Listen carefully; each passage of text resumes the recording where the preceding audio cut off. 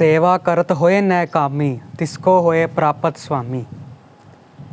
ਜਿਹੜਾ ਮਨੁੱਖ, ਜਿਹੜਾ ਸਿੱਖ ਬਿਨਾਂ ਕਿਸੇ ਇੱਛਾ ਦੇ, ਖੁਆਇਸ਼ ਦੇ ਸੇਵਾ ਕਰਦਾ, ਉਸਨੂੰ ਪ੍ਰਭੂ ਸਵਾਮੀ ਮਿਲ ਪੈਂਦਾ। ਇਹ ਸ਼ਬਦ ਪੰਜਵੇਂ ਪਾਤਸ਼ਾਹ ਗੁਰੂ ਅਰਜਨ ਦੇਵ ਮਹਾਰਾਜ ਵੱਲੋਂ ਉਚਾਰੀ ਬਾਣੀ ਗੋੜੀ ਸੁਖਮਨੀ ਸਾਹਿਬ ਵਿੱਚ ਆਉਂਦੇ ਹਨ ਅਤੇ ਗੁਰੂ ਗ੍ਰੰਥ ਸਾਹਿਬ ਮਹਾਰਾਜ ਵਿੱਚ ਵੀ ਦਰਜ ਹਨ। ਅਤੇ ਇਹ ਸੇਵਾ ਭਾਵ ਦਾ ਵਿਸ਼ਾ ਅੱਜ ਦੀ ਵੀਡੀਓ ਲਈ ਇਸ ਕਰਕੇ ਮਹੱਤਵਪੂਰਨ ਹੈ ਕਿਉਂਕਿ ਇਸ ਦੇ ਨਾਲ ਸੰਬੰਧਿਤ ਸਾਨੂੰ 9ਵੇਂ ਪਾਤਸ਼ਾਹ ਗੁਰੂ ਤੇਗ ਬਹਾਦਰ ਪਾਤਸ਼ਾਹ ਜੀ ਮਹਾਰਾਜ ਦਾ ਇੱਕ ਇਤਿਹਾਸਿਕ ਸਥਾਨ, ਇਤਿਹਾਸਿਕ ਗੁਰਧਾਮ ਅਤੇ ਇੱਕ ਇਤਿਹਾਸਿਕ ਹੁਕਮਨਾਮਾ ਲੱਭਿਆ। ਸਾਧ ਸੰਗਤ ਜੀ, ਅੱਜ ਅਸੀਂ ਆਏ ਹਾਂ ਗੁਰਦੁਆਰਾ ਗੁਰੂ ਤੇਗ ਬਹਾਦਰ ਪਾਤਸ਼ਾਹ ਜੀ, ਪਿੰਡ ਖੰਡੋਲੀ, ਤਹਿਸੀਲ ਰਾਜਪੁਰਾ, ਜ਼ਿਲ੍ਹਾ ਪਟਿਆਲਾ। ਆ ਇਤਿਹਾਸਿਕ ਗੁਰਦੁਆਰਾ ਰਾਜਪੁਰਾ ਸ਼ਹਿਰ 'ਚੋਂ ਮਹਿਜ਼ 2 ਕਿਲੋਮੀਟਰ ਦੀ ਦੂਰੀ 'ਤੇ ਹੈ ਅਤੇ ਰਾਜਪੁਰਾ ਤੋਂ ਪਟਿਆਲਾ ਜਾਂਦੇ ਹੋਏ ਹਾਈਵੇ 'ਤੇ ਸੱਜੇ ਪਾਸੇ ਨੂੰ ਹੈ। ਆਓ ਸਾਧ ਸੰਗਤ ਜੀ ਤੁਹਾਨੂੰ ਇਸ ਹੁਕਮਨਾਮੇ ਦੇ ਦਰਸ਼ਨ ਕਰਵਾਈਏ। ਹੁਕਮਨਾਮੇ ਤਹਿਤ ਮਹਾਰਾਜ ਦੇ ਬਚਨ ਇਸ ਪ੍ਰਕਾਰ ਹਨ। ਏਕ ਓਂਕਾਰ ਸਤਿਗੁਰ ਪ੍ਰਸਾਦ, ਏਕ ਓਂਕਾਰ ਅਕਾਲ ਸਹਾਏ, ਪ੍ਰਗਟ ਭਏ ਬਾਬਾ ਬਕਾਲਾ। ਸੰਗਤਾਂ ਗੁਰੂ ਤੇਗ ਬਹਾਦਰ ਪਾਤਸ਼ਾਹ ਜੀ ਨੂੰ ਸ਼ਰਧਾ ਸਹਿਤ ਪਿੰਡ ਖੰਡੋਲੀ ਲੈ ਕੇ ਆਈਆਂ। ਗੁਰੂ ਸਾਹਿਬ ਛੱਪੜ ਢਾਏ ਪਰ ਬੈਠੇ, ਸੰਗਤਾਂ ਦਰਸ਼ਨ ਕਰਕੇ ਨਿਹਾਲ ਹੋਈਆਂ। ਗੁਰੂ ਸਾਹਿਬ ਇੱਥੇ ਇੱਕ ਰਾਤ ਹੀ ਰੁਕੇ। ਇੱਥੇ ਇੱਕ ਮਾਤਾ ਭਾਗ ਪਰੀ ਸੀ, ਮਾਈ ਭਾਗ ਪਰੀ, ਜਿਸ ਨੇ ਪੂਰੀ ਰਾਤ ਮਹਾਰਾਜ ਦੀ ਸੇਵਾ ਕੀਤੀ। ਮਾਤਾ ਭਾਗ ਪਰੀ ਜੀ, ਮਾਈ ਭਾਗ ਪਰੀ ਦੀ ਸੇਵਾ ਵੇਖ ਕੇ ਮਹਾਰਾਜ ਬਹੁਤ ਪ੍ਰਸੰਨ ਹੋਏ ਅਤੇ ਮਹਾਰਾਜ ਨੇ ਮਾਈ ਭਾਗ ਪਰੀ ਨੂੰ ਵਰ ਦਿੱਤਾ, ਤੇਰੀ ਭਾਵਨਾ ਗੁਰੂ ਨਾਨਕ ਪਾਤਸ਼ਾਹ ਪੂਰੀ ਕਰਨ, ਤੂੰ ਬਾਂਝ ਨਾ ਰਹੀ, ਤੇਰੀ ਜਦ ਵਿੱਚ ਸਿੱਖੀ ਰਹੇਗੀ। ਹੁਕਮ ਹੋਇਆ ਇੱਥੇ ਥੜਾ ਬਣਵਾਓ। ਜੋ ਵੀ ਇੱਥੇ ਸ਼ਰਧਾ ਭਾਵਨਾ ਸਹਿਤ ਸੇਵਾ ਕਰੇਗਾ ਉਹ ਮਨ ਬਾਂਛਤ ਫਲ ਪਾਵੇਗਾ। ਆਈ ਸੰਗਤਾਂ ਦੀ ਸੇਵਾ ਕਰਨੀ ਅਤੇ ਸੰਗਤਾਂ ਨੂੰ ਮਹਾਰਾਜ ਨੇ ਵਰ ਦੇ ਕੇ ਨਿਹਾਲ ਕੀਤਾ। ਸੁਹਾਗੇ ਗੁਰਮਤਿ ਪਏ ਸਾਲ 1720 ਸਮਾਪਤਨ, ਰਵਿਵਾਰ ਖੁਸ਼ੀਆਂ ਪ੍ਰਾਪਤਨ। ਹਾਥ ਮੈਂ ਵੜਾ ਨਿਹਾਲ ਨਿਹਾਲ, ਹੁਕਮਨਾਮੇ ਦੇ ਦਰਸ਼ਨ ਮੇਰੇ ਦਰਸ਼ਨ ਹੋਵਨ। ਸੋ ਇਸ ਹੁਕਮਨਾਮੇ ਦੇ ਸੰਬੰਧਿਤ ਅਸੀਂ ਇਸ ਗੁਰਦੁਆਰਾ ਸਾਹਿਬ ਦੇ ਗ੍ਰੰਥੀ ਸਿੰਘ ਸਾਹਿਬਾਨ ਭਾਈ ਭੁਪਿੰਦਰ ਸਿੰਘ ਜੀ ਨਾਲ ਵੀ ਗੱਲ ਕਰਾਂਗੇ। ਸਾਧ ਸੰਗਤ ਜੀ, ਸਾਡੇ ਨਾਲ ਇਸ ਗੁਰਦੁਆਰਾ ਸਾਹਿਬ ਦੇ ਹੈੱਡ ਗ੍ਰੰਥੀ ਸਿੰਘ ਸਾਹਿਬ ਭੁਪਿੰਦਰ ਸਿੰਘ ਜੀ ਮੌਜੂਦ ਨੇ। ਸਿੰਘ ਸਾਹਿਬ, ਵਾਹਿਗੁਰੂ ਜੀ ਕਾ ਖਾਲਸਾ, ਵਾਹਿਗੁਰੂ ਜੀ ਕੀ ਫਤਿਹ। ਸਿੰਘ ਸਾਹਿਬ, ਸੰਗਤਾਂ ਨੂੰ ਇਸ ਗੁਰਦੁਆਰਾ ਸਾਹਿਬ ਅਤੇ ਇਸ ਹੁਕਮਨਾਮਾ ਸਾਹਿਬ ਦੇ ਇਤਿਹਾਸ ਬਾਰੇ ਸ਼ੁਰੂ ਤੋਂ ਜਾਣੂ ਕਰਵਾਓ ਜੀ। ਆ ਲਓ ਜੀ।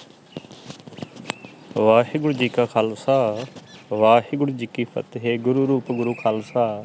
ਸਾਧ ਸੰਗਤ ਜੀਓ, ਪਿਆਰੀ ਸਾਧ ਸੰਗਤ ਜੀਓ, ਜਿਸ ਅਸਥਾਨ ਦੇ ਆਪ ਦਰਸ਼ਨ ਦੀਦਾਰੇ ਕਰ ਰਹੇ ਹੋ, ਇਹ ਅਸਥਾਨ 9ਵੇਂ ਪਾਤਸ਼ਾਹ ਸਾਹਿਬ ਸ੍ਰੀ ਗੁਰੂ ਤੇਗ ਬਹਾਦਰ ਜੀ ਮਹਾਰਾਜ ਜੀ ਚਰਨ ਛੋਹ ਪ੍ਰਾਪਤ ਹੈ। ਇਸ ਅਸਥਾਨ 'ਤੇ ਇਸ ਨਗਰ ਦੀਆਂ ਸੰਗਤਾਂ ਮਾਤਾ ਭਾਗ ਪਰੀ ਦੀ ਅਗਵਾਈ ਹੇਠ ਸੰਮਤ 1720 ਸੰਨ 1663 ਦੇ ਅਨੁਸਾਰ ਇਸ ਅਸਥਾਨ 'ਤੇ ਲੈ ਕੇ ਆਈਆਂ। ਮਹਾਰਾਜ ਜੀ ਇਸ ਅਸਥਾਨ 'ਤੇ ਸੰਗਤਾਂ ਦੀ ਬੇਨਤੀ ਨੂੰ ਪ੍ਰਵਾਨ ਕਰਕੇ ਪਹੁੰਚੇ। ਜਿਸ ਅਸਥਾਨ 'ਤੇ ਇਸ ਵਕਤ ਦਾਸ ਖੜ੍ਹੇ ਹੈ ਅਤੇ ਨਾਲ ਦਾਸ ਦੇ ਜਗਮੀਤ ਸਿੰਘ ਖੜ੍ਹੇ ਹਨ। ਇਸ ਅਸਥਾਨ 'ਤੇ ਮਹਾਰਾਜ ਜੀ ਆ ਕੇ ਰਾਤ ਰਹੇ ਸਨ ਅਤੇ ਸਾਰੀ ਰਾਤ ਇਸ ਨਗਰ ਦੀਆਂ ਸੰਗਤਾਂ ਨੇ ਮਾਤਾ ਭਾਗ ਪਰੀ ਦੀ ਅਗਵਾਈ ਹੇਠ ਸਾਰੀ ਰਾਤ ਸੇਵਾ ਕਰਦੀਆਂ ਰਹੀਆਂ। ਗੁਰੂ ਮਹਾਰਾਜ ਜੀ ਸੰਗਤਾਂ ਦੀ ਸੇਵਾ ਤੋਂ ਪ੍ਰਸੰਨ ਹੋ ਕੇ, ਖੁਸ਼ ਹੋ ਕਰਕੇ ਮਹਾਰਾਜ ਦੇ ਮੁਬਾਰਕ ਬਚਨ ਜੋ ਹੁਕਮਨਾਮਾ ਸਾਹਿਬ ਦੇ ਅੰਦਰ ਦਰਜ ਹਨ ਕਿ ਇਸ ਥਾਂ 'ਤੇ ਥੜਾ ਬਣਵਾਓ। ਜੋ ਉੱਥੇ ਇਸ ਥੜੇ 'ਤੇ ਆ ਕਰਕੇ ਸ਼ਰਧਾ ਸਹਿਤ ਸੇਵਾ ਕਰੇਗਾ, ਉਹਦੀ ਮਨ ਦੀ ਜੋ ਵੀ ਭਾਵਨਾ ਹੋਵੇਗੀ ਉਸ ਨੂੰ ਗੁਰੂ ਨਾਨਕ ਦੇਵ ਜੀ ਮਹਾਰਾਜ ਜੀ ਪੂਰੀ ਕਰਨਗੇ। ਇਹ ਮਹਾਰਾਜ ਦੇ ਵਚਨ ਹੁਕਮਨਾਮ ਸਾਹਿਬ ਜੀ ਦੇ ਵਿੱਚ ਲਿਖਤੀ ਰੂਪ ਦੇ ਵਿੱਚ ਹਨ। ਅਤੇ ਮਹਾਰਾਜ ਨੇ ਮਾਤਾ ਜੀ ਦੀ ਸੇਵਾ ਤੋਂ ਪ੍ਰਸੰਨ ਹੋ ਕਰਕੇ ਮਾਤਾ ਜੀ ਨੂੰ ਕਿਹਾ ਕਿ ਮਾਤਾ ਤੂੰ ਬਾਂਝ ਨਾ ਰਹੀ, ਤੇਰੀ ਜਦ ਵਿੱਚ ਸਿੱਖੀ ਰਵੇਗੀ। ਇਹ ਵੀ ਬਚਨ ਹੁਕਮਨਾਮਾ ਸਾਹਿਬ ਜੀ ਦੇ ਅੰਦਰ ਦਰਜ ਹਨ। ਸੋ ਮਹਾਰਾਜ ਇਸ ਸਥਾਨ 'ਤੇ ਰਾਤ ਰਹੇ ਅਤੇ ਇਸ ਸਥਾਨ ਨੂੰ ਮਹਾਰਾਜ ਨੇ ਪਵਿੱਤਰ ਇਤਿਹਾਸਿਕ ਅਸਥਾਨ ਹੋਣ ਦਾ ਮਾਣ ਬਖਸ਼ੀ ਕੀਤਾ ਹੈ। ਇਸ ਸਥਾਨ 'ਤੇ ਹਰ ਮਹੀਨੇ ਦਸਵੀਂ ਦਾ ਦਿਹਾੜਾ ਬੜੀ ਸ਼ਰਧਾ ਸਹਿਤ ਮਨਾਇਆ ਜਾਂਦਾ ਹੈ। ਦੂਰ ਦਰੇਡੋਂ ਨੇੜਿਓਂ ਆ ਕਰਕੇ ਸੰਗਤਾਂ ਜੈਸੀ ਭੂਖ ਤੈਸੀ ਕਾ ਪੂਰਕ ਦੇ ਮਹਾਂਵਾਕ ਅਨੁਸਾਰ ਜੈਸੀ ਜਿਸ ਦੀ ਭਾਵਨਾ ਹੁੰਦੀ ਹੈ ਸ਼ਰਧਾ ਦੇ ਅਨੁਸਾਰ ਮਹਾਰਾਜ ਉਹਨਾਂ ਦੀਆਂ ਝੋਲੀਆਂ ਭਰਦੇ ਹਨ। ਅੱਜ ਵੀ ਉਸੇ ਤਰ੍ਹਾਂ ਮਹਾਰਾਜ ਦੇ ਬਚਨ ਜੋ 1663 ਨੂੰ ਕਹੇ ਸਨ ਅੱਜ ਵੀ ਉਸੇ ਤਰ੍ਹਾਂ ਮਹਾਰਾਜ ਦੇ ਬਚਨ ਵਰਤ ਰਹੇ ਹਨ। ਸਤਿਗੁਰ ਮੇਰਾ ਸਦਾ ਸਦਾ ਨਾ ਆਵੈ ਨਾ ਜਾਏ, ਉਹ ਅਬਨਾਸੀ ਪੁਰਖ ਹੈ ਸਭ ਮਹਿ ਰਹਿਆ ਸਮਾਏ। ਸੋ ਗੁਰੂ ਮਹਾਰਾਜ ਨੇ ਇਸ ਧਰਤੀ ਤੇ ਇਸ ਨਗਰ ਤੇ ਮਹਾਰਾਜ ਨੇ ਚਰਨ ਪਾ ਕਰਕੇ ਇਸ ਨਗਰ ਨੂੰ ਭਾਗਾਂ ਸਹਿਤ ਕੀਤਾ।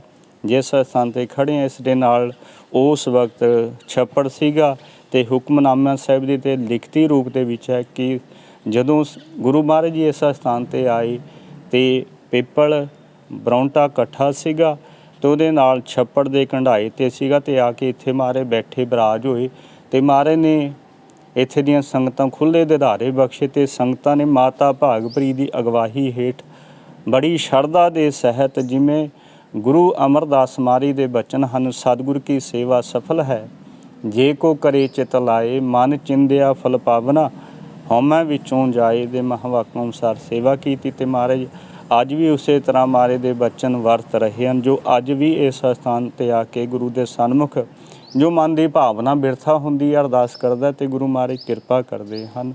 ਸੋ ਮਹਾਰਾਜ ਦੇ ਇਸ ਸਥਾਨ ਤੇ 1720 ਸੰਮਤ ਨੂੰ ਆਏ ਜੋ ਸਨ 1663 ਬਣਦਾ ਹੈ ਤੇ ਇੱਥੇ ਮਹਾਰਾਜ ਰਾਤ ਰਹੇ। ਇਸ ਹੁਕਮਨਾਮਾ ਸਾਹਿਬ ਦੀ ਪ੍ਰਾਪਤੀ ਸਵਰਗਵਾਸੀ ਭਾਈ ਪ੍ਰਤਾਪ ਸਿੰਘ ਦੇ ਘਰੋਂ 1984 ਨੂੰ ਸੇਵਕਾਂ ਦੇ ਘਰੇ ਮਹਾਰਾਜ ਦੇ ਹੁਕਮਨਾਮੇ ਬਰਾਜੇ ਹੋਏ ਸਨ। ਫਿਰ 1984 ਨੂੰ ਇਸ ਥਾਂ ਤੇ ਜਿੱਥੇ ਆਪ ਥੜਾ ਸਾਹਿਬ ਜੀ ਦੇ ਦਰਸ਼ਨ ਕਰ ਰਹੇ ਹੋ ਇਸ ਥਾਂ ਤੇ ਸੁਸ਼ੋਭਿਤ ਕੀਤੇ ਗਏ ਤੇ ਉਸ ਤੋਂ ਬਾਅਦ ਮਹਾਰਾਜ ਦੀਆਂ ਰਹਿਮਤਾਂ ਹੋਈਆਂ। ਰੰਗ ਲਾਗਤ ਹੈ ਸੰਗਤਾਂ ਦੂਰ ਦਰੇਡੇ ਤੋਂ ਆ ਕਰਕੇ ਇਸ ਸਥਾਨ ਤੇ ਆ ਕਰਕੇ ਹਰ ਮਹੀਨੇ ਤੇ ਹਰ ਰੋਜ਼ ਨਤਮਸਤਕ ਹੁੰਦੀਆਂ ਤੇ ਗੁਰੂ ਦੀਆਂ ਰਹਿਮਤਾਂ ਬਖਸ਼ਿਸ਼ਾਂ ਪ੍ਰਾਪਤ ਕਰਦੀਆਂ। ਦਾਸ ਵੱਲੋਂ ਬੇਨਤੀ ਹੈ ਜਿੰਨੀਆਂ ਵੀ ਸੰਗਤਾਂ ਇਸ ਵੀਡੀਓ ਦਾ ਆਨੰਦ ਮਾਣ ਰਹੇ ਹੋ ਗੁਰੂ ਦੇ ਦਰਬਾਰ ਦੀਆਂ ਹਾਜ਼ਰੀਆਂ ਭਰਨ ਦਾ ਜ਼ਰੂਰ ਆਪ ਇੱਕ ਵਾਰੀ ਸੁਭਾਗ ਪ੍ਰਾਪਤ ਕਰੋ। ਗੁਰੂ ਤੇਗ ਬਹਾਦਰ ਜੀ ਮਹਾਰਾਜ ਕਿਰਪਾ ਕਰਨਗੇ। ਗੁਰੂ ਤੇਗ ਬਹਾਦਰ ਜੀ ਮਹਾਰਾਜ ਦੇ ਬਾਬਤ 10ਵੇਂ ਪਾਤਸ਼ਾਹ ਦੇ ਵਿਸ਼ੇਸ਼ ਬਚਨ ਹਨ। ਤੇਗ ਬਹਾਦਰ ਸਿਮਰਿਆ ਕਰਨੌ ਨਿਧਿ ਆਵੈ ਧਾਏ ਸਭ ਥਾਈ ਹੋਏ ਸਹਾਏ ਸਭ ਥਾਈ ਹੋਏ ਸਹਾਏ। ਸਾਡੀ ਭਾਵਨਾ ਭਾਈ ਮੱਖਣ ਸ਼ਾਹ ਲੁਬਾਣਾ ਜੀ ਵਰਗੀ ਬਣ ਗਈ ਤੇ ਫਿਰ ਮਹਾਰਾਜ ਨੇ ਜਿਵੇਂ ਮੱਖਣ ਸ਼ਾਹ ਲੁਬਾਣਾ ਜੀ ਦੇ ਬੇੜੇ ਨੂੰ ਬੰਨੇ ਲਾਇਆ ਸੀ ਤੇ ਮਹਾਰਾਜ ਜੀ ਅੱਜ ਵੀ ਉਸੇ ਤਰ੍ਹਾਂ ਜੇ ਅਸੀਂ ਮੱਖਣ ਸ਼ਾਹ ਵਾਲੀ ਸਾਡੀ ਭਾਵਨਾ ਬਣ ਗਈ ਤੇ ਮਹਾਰਾਜ ਅੱਜ ਵੀ ਸਾਡੇ ਬੇੜਿਆਂ ਨੂੰ ਪਾਰ ਲਾਉਣ ਦੀ ਸਮਰੱਥਾ ਜੋ ਗੁਰੂ ਦੇ ਕੋਲ ਹੈ। ਗੁਰੂ ਜੈਸਾ ਨਾਹੀ ਕੋ ਦੇਵ ਜਿਸ ਮਸਤਕ ਭਾਗ ਸੋ ਲਾਗਾ ਸੇਵ। ਸੋ ਆਪ ਸੰਗਤਾਂ ਜ਼ਰੂਰ ਇਸ ਸਥਾਨ ਤੇ ਦਰਸ਼ਨ ਦਿਦਾਰੇ ਕਰਿਓ। ਇਸ ਸਥਾਨ ਤੇ ਮਹਾਰਾਜ ਦੀਆਂ ਰਹਿਮਤਾਂ ਬਖਸ਼ਿਸ਼ਾਂ ਹੋ ਰਹੀਆਂ ਹਨ। ਭਾਈ ਜਸਮੀਤ ਸਿੰਘ ਜਿਨ੍ਹਾਂ ਵੱਲੋਂ ਉਪਰਾਲਾ ਕੀਤਾ ਗਿਆ ਮਹਾਰਾਜ ਚੜ੍ਹਦੀ ਕਲਾ ਬਖਸ਼ੇ ਕਰਨ। ਹੌਲੀ ਹੌਲੀ ਮਹਾਰਾਜ ਦੀ ਕਿਰਪਾ ਸਦਕਾ ਜੋ ਆਪਣੇ ਇਲਾਕੇ ਦੇ ਮਾਲਵੇ ਦੇ ਤੇ ਆਪਣੇ ਪਵਾਇਤ ਖੇਤਰ ਦੇ ਜੋ ਗੁਰੂ ਤੇਗ ਬਹਾਦਰ ਜੀ ਮਹਾਰਾਜ ਦੇ ਸਥਾਨ ਹਨ ਉਸ ਸਥਾਨਾਂ ਨੂੰ ਸਾਡੇ ਸਾਹਮਣੇ ਲੈ ਕੇ ਆਉਣ ਦਾ ਯਤਨ ਕਰ ਰਹੇ ਤੇ ਗੁਰੂ ਮਹਾਰਾਜ ਕਿਰਪਾ ਕਰਨ ਇਸ ਯਤਨ ਦੇ ਵਿੱਚ ਇਹਨੂੰ ਸਫਲਤਾ ਹੀ ਚੜ੍ਹਦੀ ਕਲਾ ਦੀ ਦਾਤ ਬਖਸ਼ੇ ਕਰਨ। ਸੋ ਆਪ ਸੰਗਤਾਂ ਜ਼ਰੂਰ ਇਸ ਸਥਾਨ ਤੇ ਇੱਕ ਵਾਰੀ ਆ ਕੇ ਦਰਸ਼ਨ ਦਿਦਾਰੇ ਕਰੋ ਜੀ। ਸਾਰੀਆਂ ਸੰਗਤਾਂ ਦਾ ਧੰਨਵਾਦ। ਵਾਹਿਗੁਰੂ ਜੀ ਕਾ ਖਾਲਸਾ ਵਾਹਿਗੁਰੂ ਜੀ ਕੀ ਫਤਿਹ।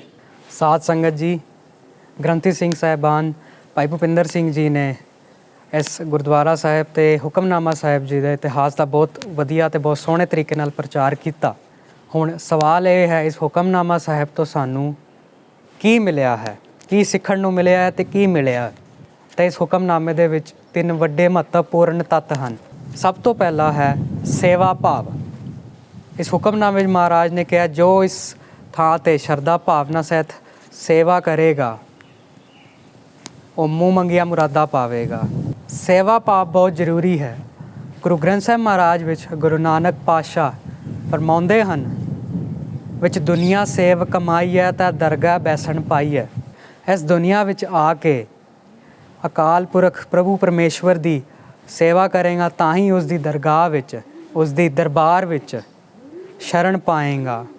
ਸੇਵਾ ਕਰਨ ਨਾਲ ਹੰਕਾਰ ਦੂਰ ਹੁੰਦਾ ਹੈ, ਹੰਕਾਰ ਨਸ਼ਟ ਹੁੰਦਾ ਹੈ ਮਨ ਦੀ ਮੈਲ ਨਸ਼ਟ ਹੁੰਦੀ ਹੈ, ਮਨ ਦੀ ਮੈਲ ਦੂਰ ਹੁੰਦੀ ਹੈ। ਸੇਵਾ ਕਰਨ ਨਾਲ ਮਨੁੱਖ ਅਕਾਲ ਪੁਰਖ ਵਾਹਿਗੁਰੂ ਪਰਮੇਸ਼ਵਰ ਦੇ ਨਾਮ ਨਾਲ ਜੁੜ ਜਾਂਦਾ ਹੈ, ਵਾਹਿਗੁਰੂ ਦੇ ਪ੍ਰੇਮ ਵਿੱਚ ਰੰਗਿਆ ਜਾਂਦਾ ਹੈ, ਉਸ ਦੇ ਪ੍ਰੇਮ ਵਿੱਚ ਸਮਾ ਜਾਂਦਾ ਹੈ ਅਤੇ ਉਹਦਾ ਹੰਕਾਰ ਪੂਰੀ ਤਰ੍ਹਾਂ ਨਸ਼ਟ ਹੋ ਜਾਂਦਾ ਹੈ। ਅਤੇ ਦੂਜੀ ਮਹੱਤਵਪੂਰਨ ਚੀਜ਼ ਸਾਨੂੰ ਹੁਕਮਨਾਮੇ ਵਿੱਚੋਂ ਮਿਲਦੀ ਹੈ। ਹੁਕਮਨਾਮੇ ਦੇ ਦਰਸ਼ਨ ਮੇਰੇ ਦਰਸ਼ਨ ਹੋਵੈ। ਮਹਾਰਾਜ ਫਰਮਾਉਂਦੇ ਹਨ ਵੀ ਇਸ ਹੁਕਮਨਾਮੇ ਦੇ ਦਰਸ਼ਨ ਕਰਨ ਨਾਲ ਸਾਕਸ਼ਾਤ ਉਹ ਗੁਰੂ ਤੇਗ ਬਹਾਦਰ ਪਾਤਸ਼ਾਹ ਜੀ ਦੇ ਹੀ ਦਰਸ਼ਨ ਹੋ ਜਾਣਗੇ। ਅਤੇ ਤੀਜੀ ਮਹੱਤਵਪੂਰਨ ਚੀਜ਼ ਅੰਤ ਵਿੱਚ ਆਗੇ ਗੁਰਮਤਿ ਪਏ ਸਾਲ 1720 ਸਮਾਪਤਨ ਰਬਵਾਰ ਖੁਸ਼ੀਆਂ ਪ੍ਰਾਪਤਨ। ਇਸ ਹੁਕਮਨਾਮੇ ਦੇ ਅਨੁਸਾਰ ਗੁਰੂ ਤੇਗ ਬਹਾਦਰ ਪਾਤਸ਼ਾਹ ਜੀ ਬਿਕਰਮੀ 1720 ਵਿੱਚ ਇਸ ਥਾਂ 'ਤੇ ਆਏ ਸਨ ਅਤੇ ਭਾਗ ਲਾਏ ਸਨ, ਜੋ ਕਿ ਸਾਲ 1663 ਈਸਵੀ ਜਾਪਦਾ ਹੈ। ਇਹ ਇਸ ਕਰਕੇ ਮਹੱਤਵਪੂਰਨ ਹੈ ਕਿਉਂਕਿ ਗੁਰੂ ਤੇਗ ਬਹਾਦਰ ਪਾਤਸ਼ਾਹ ਜੀ ਮਹਾਰਾਜ ਨੂੰ ਗੁਰਤਾ ਗੱਦੀ ਸਨ 1664 ਈਸਵੀ ਵਿੱਚ ਪ੍ਰਾਪਤ ਹੋਈ ਸੀ। ਤਾਂ ਇਸ ਹੁਕਮਨਾਮੇ ਤੋਂ ਪਤਾ ਚੱਲਦਾ ਹੈ ਕਿ ਮਹਾਰਾਜ ਗੁਰੂ ਤੇਗ ਬਹਾਦਰ ਪਾਤਸ਼ਾਹ ਜੀ ਗੁਰਤਾ ਗੱਦੀ ਪ੍ਰਾਪਤ ਕਰਨ ਤੋਂ ਪਹਿਲਾਂ ਵੀ ਸਿੱਖੀ ਦਾ ਪ੍ਰਚਾਰ ਕਰਦੇ ਰਹੇ ਸਨ। ਨਾ ਜਾਣੇ ਐ ਜੇ ਕਿੰਨੇ ਕੁ ਸਥਾਨ ਹੋਣੇ ਮਹਾਰਾਜ ਦੇ, ਇਤਿਹਾਸਕ ਸਥਾਨ ਹੋਣੇ ਮਹਾਰਾਜ ਦੇ, ਜਿਨ੍ਹਾਂ ਬਾਰੇ ਹਲੇ ਖੋਜ ਕਰਨੀ ਬਾਕੀ ਹੈ। ਗੁਰੂ ਨਾਨਕ ਦੇਵ ਪਾਤਸ਼ਾਹ ਜੀ ਤੋਂ ਬਾਅਦ ਸਭ ਤੋਂ ਵੱਧ ਸਿੱਖੀ ਦਾ ਪ੍ਰਚਾਰ ਗੁਰੂ ਤੇਗ ਬਹਾਦਰ ਪਾਤਸ਼ਾਹ ਜੀ ਨੇ ਕੀਤਾ। ਜਗ੍ਹਾ ਜਗ੍ਹਾ ਜਾ ਕੇ ਸਿੱਖੀ ਦਾ ਪ੍ਰਚਾਰ ਕੀਤਾ। ਇਹ ਮਹਾਰਾਜ ਦੀ ਹੀ ਕਲਾ ਹੈ। ਜਿੱਥੇ ਵੀ ਜਾਂਦੇ ਸੰਗਤਾਂ ਨੂੰ ਆਪਣੇ ਆਨੰਦ ਅਨੁਸਾਰ ਨਿਹਾਲ ਕਰਦੇ। ਜਿੱਥੇ ਲਹਿ ਲਗਾਵਾਂ ਬਿਮਾਰੀ ਸੀ, ਉੱਥੇ ਸਰੋਵਰ 'ਚ ਇਸ਼ਨਾਨ ਕਰਕੇ ਰੋਗ ਤੋਂ ਦੂਰ ਹੋਣ ਦਾ ਵਰ ਦਿੱਤਾ। ਇਸ ਥਾਂ 'ਤੇ ਸ਼ਰਧਾ ਸਹਿਤ ਸੇਵਾ ਕਰਕੇ ਮੂੰਹ ਮੰਗੀਆਂ ਮੁਰਾਦਾਂ ਪਾਉਣ ਦਾ ਵਰ ਦਿੱਤਾ। ਇਹ ਮਹਾਰਾਜ ਦੀ ਆਪਣੀ ਹੀ ਕਲਾ ਹੈ। ਇਸ ਸੇਵਾ ਭਾਵ ਤੋਂ ਗੁਰੂ ਸਾਹਿਬ ਨੇ ਸਿੱਖੀ ਦਾ ਪ੍ਰਚਾਰ ਕਰਕੇ ਜਗ੍ਹਾ ਜਗ੍ਹਾ ਜਾ ਕੇ ਸਿੱਖੀ ਦਾ ਪ੍ਰਚਾਰ ਕਰਕੇ ਅਕਾਲ ਪੁਰਖ ਦੀ ਸੇਵਾ ਕੀਤੀ। ਅਕਾਲ ਪੁਰਖ ਦੇ ਹੁਕਮ ਨੂੰ ਮੰਨਦੇ ਹੋਏ ਅਕਾਲ ਪੁਰਖ ਦੀ ਹੀ ਸੇਵਾ ਕੀਤੀ। ਸੇਵਾ ਤੇ ਸਦਾ ਸੁਖ ਪਾਇਆ, ਗੁਰਮੁਖ ਸਹਿਜ ਸਮਾ ਬਣਿਆ। ਗੁਰੂ ਗ੍ਰੰਥ ਸਾਹਿਬ ਵਿੱਚ ਤੀਸਰੇ ਪਾਤਸ਼ਾਹ ਗੁਰੂ ਅਮਰਦਾਸ ਪਾਤਸ਼ਾਹ ਜੀ ਫਰਮਾਉਂਦੇ ਹਨ, ਸੇਵਾ ਕਰਨ ਵਾਲੇ ਨੇ ਸਦਾ ਅਧਿਆਤਮਕ ਆਨੰਦ ਮਾਣਿਆ ਹੈ, ਸੇਵਾ ਕਰਨ ਵਾਲਾ ਸਹਿਜ ਵਿੱਚ ਸਮਾ ਗਿਆ ਹੈ। ਸੋ ਇਹ ਸੀ ਇਤਿਹਾਸ। ਗੁਰਦੁਆਰਾ ਗੁਰੂ ਤੇਗ ਬਹਾਦਰ ਸਾਹਿਬ ਜੀ, ਪਾਤਸ਼ਾਹੀ ਨੌਵੀਂ, ਪਿੰਡ ਖੰਡੌਲੀ, ਤਹਿਸੀਲ ਰਾਜਪੁਰਾ। ਅਤੇ ਸਾਧ ਸੰਗਤ ਜੀ, ਆਪ ਜੀ ਦੇ ਚਰਨਾਂ ਵਿੱਚ ਬੇਨਤੀ ਹੈ, ਇਸ ਗੁਰਦੁਆਰਾ ਸਾਹਿਬ ਅਤੇ ਹੁਕਮਨਾਮਾ ਸਾਹਿਬ ਦੇ ਦਰਸ਼ਨ ਜ਼ਰੂਰ ਕਰਨ ਆਓ ਅਤੇ ਇਸ ਵੀਡੀਓ ਨੂੰ ਅੱਗੇ ਜ਼ਰੂਰ ਸ਼ੇਅਰ ਕਰੋ ਅਤੇ ਸੰਗਤਾਂ ਨੂੰ ਇਸ ਗੁਰਦੁਆਰੇ ਅਤੇ ਹੁਕਮਨਾਮੇ ਦੇ ਇਤਿਹਾਸ ਬਾਰੇ ਜ਼ਰੂਰ ਜਾਣੂ ਕਰਵਾਓ। ਵਾਹਿਗੁਰੂ ਜੀ ਕਾ ਖਾਲਸਾ, ਵਾਹਿਗੁਰੂ ਜੀ ਕੀ ਫਤਿਹ।